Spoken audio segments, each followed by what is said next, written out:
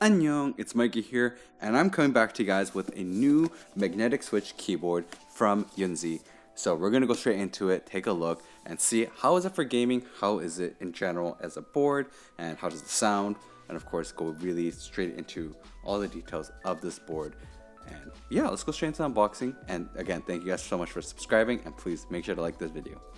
So starting off with the unboxing of the Yunzii RT68. We're gonna have to get inside the box, of course, and sorry guys, I am bad at opening up these boxes, but like Yunzii fashion, comes with extra keycaps, and of course a user manual with so many different languages, and also a function shortcut key, and also some more information about this rapid trigger keyboard from Yunzii. Now we're gonna check out the accessories first, so let's take a look to see what's inside. We're gonna get a cable, keycap puller, switch puller, and of course a couple extra switches. Now this is a rapid trigger keyboard, so this is going to be a Hall effect switches, which is magnetic switches, which allows for the rapid trigger. The cable, I'm going to be honest, is a very cheap, very simple cable, not something anything amazing or like braided or coiled in any way. And of course now we're going to have to open up this keyboard and take a look to see what it's like. So first things first, we're going to get the plastic wrap off this keyboard. Very simple. I can actually do this. And let's take a look at this keyboard. Now, it is made of plastic. That's the first thing I noticed. I do like the color though. The color does look nice. It is good quality plastic though, right? It doesn't have that much bend. I've tried putting some force on it to see how it is, and not much flex, which is really good. And I would have to say decent build quality. It is really light though, and it has this really cool, of course, different mode switch. But let's weigh this keyboard before we go into a sound test, because it does feel light. So it weighs 740 grams, and let's go to a sound test.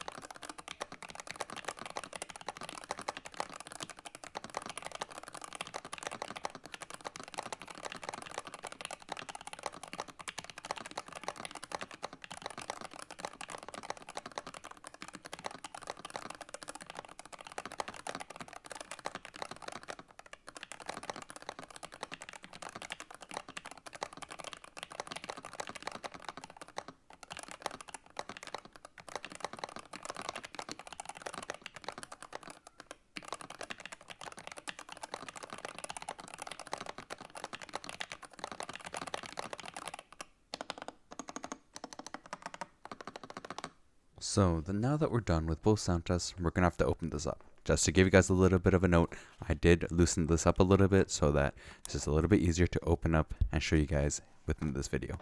Now, it is a plastic board, which means you're gonna have to have this special tool to actually get in and take off the latches to get this open. It is a gasket mount, so it's not actually too difficult to take apart compared to other plastic boards that I've worked with. Definitely found it a bit easier. As you can see, it is using a PC plate. It has those socks on it as well. The plastic is, I wouldn't say the greatest in terms of the plate itself. There's no foam on the bottom of the PCB either. There is some foam in between the plate and the PCB, but that's kind of about it. Now on the bottom, as you can see there, we do have a silicone, and the bottom of course is quite hollow. It does have some space in there just so that, yeah, maybe we can do some modifications in it. I'm gonna have to see what will fit in. But the silicone itself is not too bad. It's kind of thick, but I definitely think this gonna need a lot of modifications to it because it does feel very light and hollow inside. So let me just change the angle for you guys and show you what I'm gonna do, which is add the sound dampener. And this is the one that I use the most, which is a car sound dampener. It's just easier to use, I find. Can cut it up easily and it works really well. So now that we got all the pieces in that I'm going to do, sorry about the camera shake right there, guys. I'm just going to be doing a quick tape mod. I'm going to do about 2 layers on this, and it's just because there is no foam on the bottom of the PCB that I'm thinking a tape mod would really help a lot. So we did the 2 layers, and we have some sound dampener in there, filling up some spaces there, just because it does have a little bit of those hollow space. We have to really line this up carefully, because if we don't, of course, it's going to break something. And of course, don't forget to put the silicone back in as well, guys. Now, one thing to note when you're doing this, there is holes that you need to actually fit in with the tape. So make sure you poke those holes because you have to really get that in well. Otherwise, it's really hard to put together. And of course, you have to line up that switch as well, where the different mode switches are. You're going to have to really line that up carefully. So make sure you just line this up really well, and then just put it back together. So I have to fully close it up, and then we're going to do a quick sound test and show you guys what it sounds like.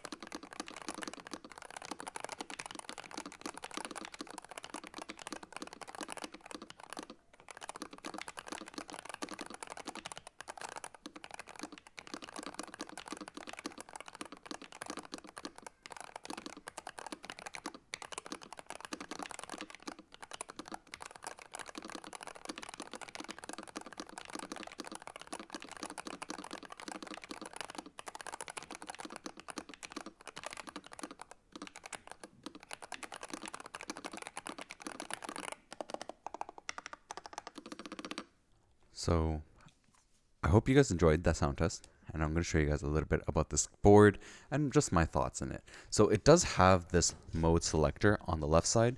So it has a gaming mode and a custom mode as well as a typing mode. It's a comfort mode technically, but it's not bad. I think it's pretty cool that there is a different mode selector in there. You're going to have to be pretty specific with what modes you use, and I'll show you guys a little bit more in the software later. Taking a look at the switch, it comes with the Otemu Hall Effect switch. This one does not have any prongs, so when you put it back in, it just has to be fit on there, which also means very easy to take out. Now, what do I feel or think about these switches? They sound okay. They're not the most amazing switch, I'm gonna be honest with you. I do like though the fact that this keyboard does have like the different angles you can set, but yeah, the switch itself is just okay. The sound wise is just okay. Feel wise, not too bad. Does feel a little bit pingy. Doesn't feel amazing, I'm gonna be honest, with like compared to say other switches, but yeah. So before we go even more into the review, let me just show you guys the software and give you guys a little bit more of an insight. Now, it is with the QMK, so that's how you have to get in, download the drivers, and then go on to the website to work on it, or you can just use the installed drivers. So this is what it looks like for Yunzii's RT68. As you can see, you have key settings, stroke settings, advanced settings, other settings. You have main, function settings, macro, the lighting. It's a very simple but very effective software, I would say. It kind of actually reminds me of the Aqua Cloud Driver, except the Aqua Cloud Driver is separate software. This one's with QMK. It's not bad. It works, and you can definitely make different settings. One thing to note, though, you cannot change the settings on your keyboard unless you have them customized. So comfort sensitive game is technically already set as is. To actually do different more Hall Effect settings, you're gonna have to go into customize. So make sure when you're doing that, go into customize to do those settings, because otherwise it's not going to work. So that means on your keyboard, you're going to have to set it on customize to actually use it as well. Now, the simulation demonstration does not work. I thought that was kind of unfortunate. I would have loved to see it actually working to kind of see what it looks like, but it doesn't actually work. So as you can see on the screen, that's my settings for Apex. It's just something I'm using for actually testing out this board and playing video games with it. And yeah, I mean, it's very simple, right? But there's one thing you guys need to know in terms of this keyboard and its advanced settings. So it has like DKS and like all these different settings and snap tap. So it does have snap tap. There's one issue though. Once you set this, you cannot undo it. So that's something that Yunzii told me. This is a really, really not good thing, because if you are a Counter-Strike player and you have this turned on, be warned, you might get kicked from a game, might even get banned. And the issue with that though is you can't turn it off. So I mean, yes, you can go into other modes. You can go into game mode or comfort mode to use it while playing Counter-Strike, but yeah, so be careful of that. I was just going through all the different portions of this keyboard. It is really nice. The software is very simple and it does work. I didn't have any issues with it. The Hall effect switches, though, you can only work in 0.1 millimeter, which I found kind of unfortunate. And I wasn't really a big fan of it. So let's quickly go into showing a bit of the gameplay. So, as you guys know, I'm an Apex game player, and that means I like to try different movements, specifically super gliding, because that's what Hall effect keyboards are very, very helpful for, making super gliding much easier.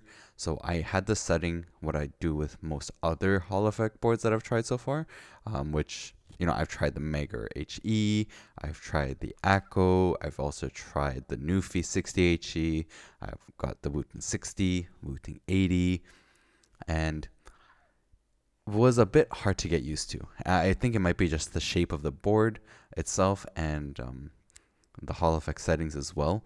Is just a little bit more difficult to use, I found. And the 0.4 millimeters and the 0.6 is something I use to test most keyboards first, just because I feel like that's the most easiest way. Of course, picking up items and moving. It's not bad.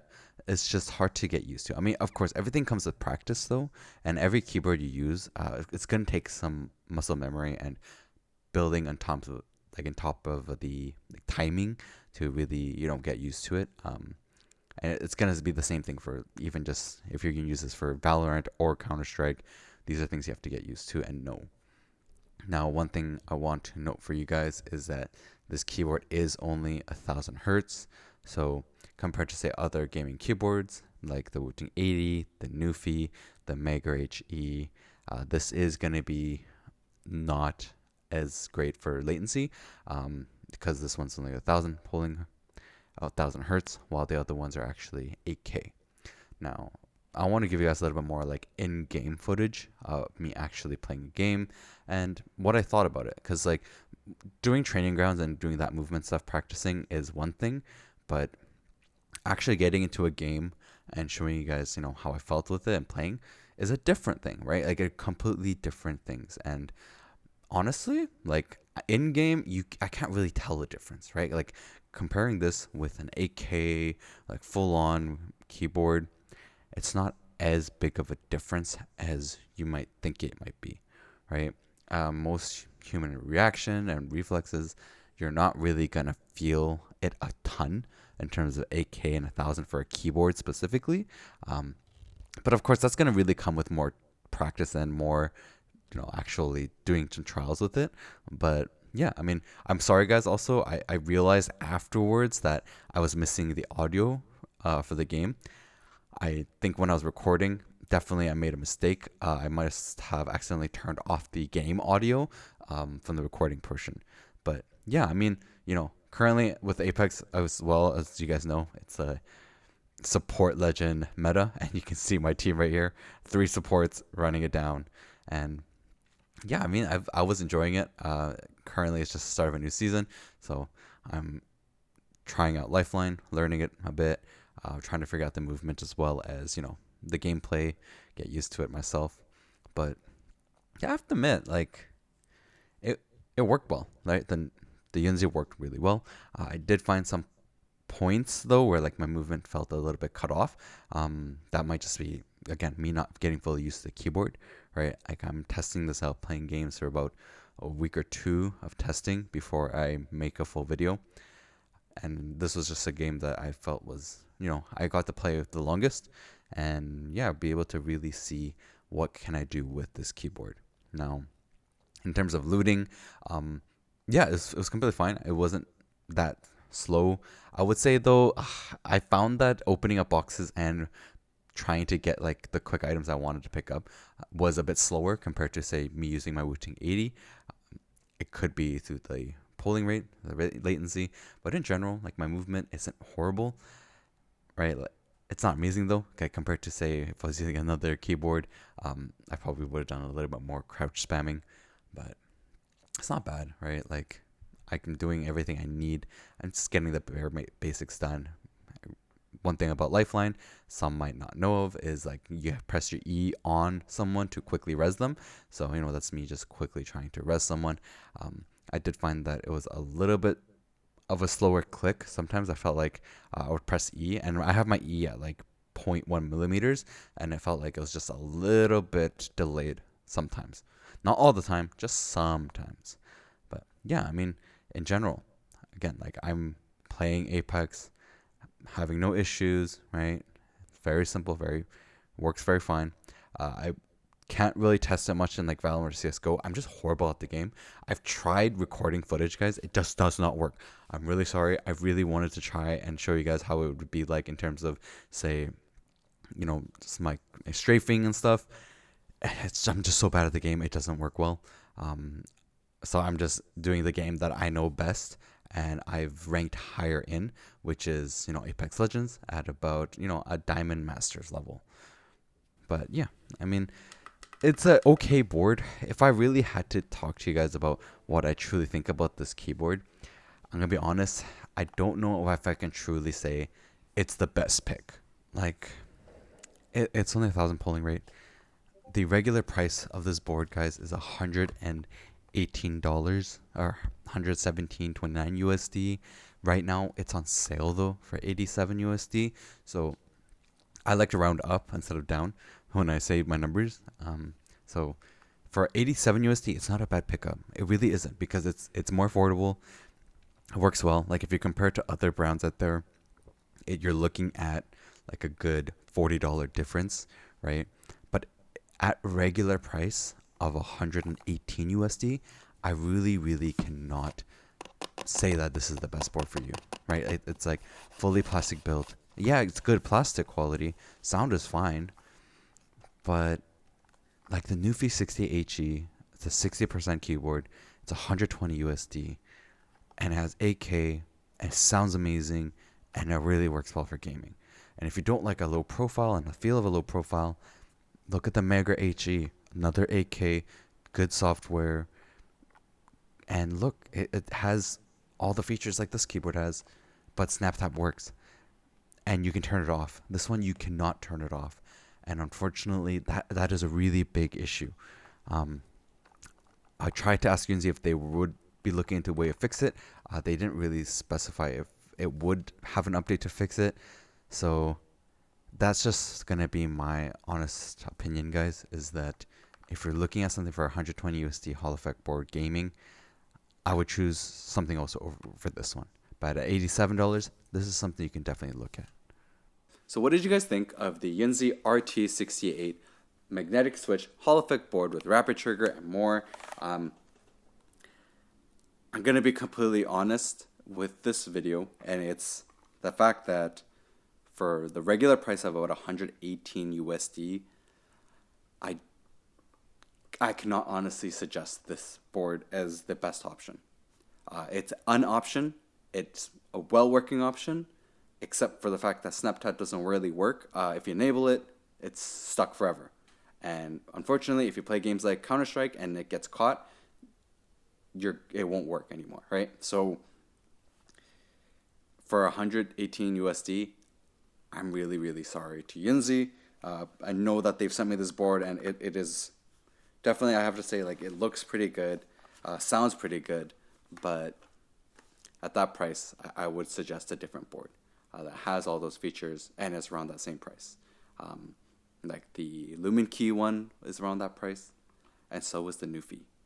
And those are both boards I've tried that were pretty good, actually, and both offered 8K as well. So make sure to check out the other videos I got. Please make sure to like, subscribe, and leave comments, as that really helps this channel. And I'll have to catch you guys next time.